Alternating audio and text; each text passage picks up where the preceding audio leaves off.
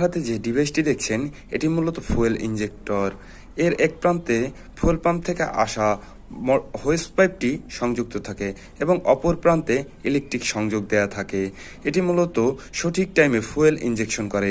ইসিও মূলত সেন্সর থেকে প্রাপ্ত সিগন্যালকে ব্যবহার করে সঠিক টাইমে সঠিক পরিমাণের কি পরিমাণে বাতাস ইনলেট হয়েছে সেই পরিমাণের ফুয়েল ইনজেকশন করে।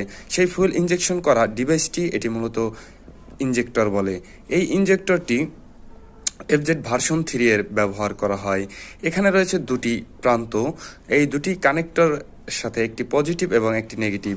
এটি মূলত একটি সলিনয়েডের সংযোগ। এখানে রয়েছে একটি কয়েল, যে কয়েলের সাথে যে কয়েলটি মূলত সলিনয়েড বা চুম্বক আকার ধারণ করে। যখন চুম্বকত্ব হয় তখন ভাল্বটি খুলে যায় এবং যখন চুম্বকত্ব কমে যায় তখন রিটার্ন স্প্রিং ভাল্বকে আবার বন্ধ করে দেয় এবং ভাল্ব কতক্ষণ খোলা থাকবে এবং থাকবে না এটি ঠিক ভোল্টেজের উপর নির্ধারিত থাকে। দাম মার্কেট প্লেসে প্রায় 3000 থেকে 3500 টাকা এবং আফটার মার্কেট 2500 থেকে 3000 টাকার ভিতরে আপনারা পেয়ে যাবেন।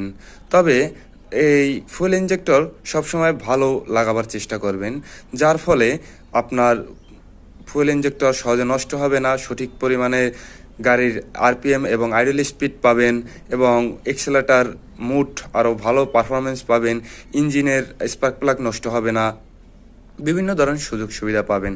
তো সবাইকে আমি সাজেস্ট করব যে কোম্পানির বাইক কিনবেন তারা অন্তত এই যে জিনিসটি এটি আফটার মার্কেট থেকে নেবেন না, এটি শোরুম থেকে নেয় আপনাদের বেটার হবে।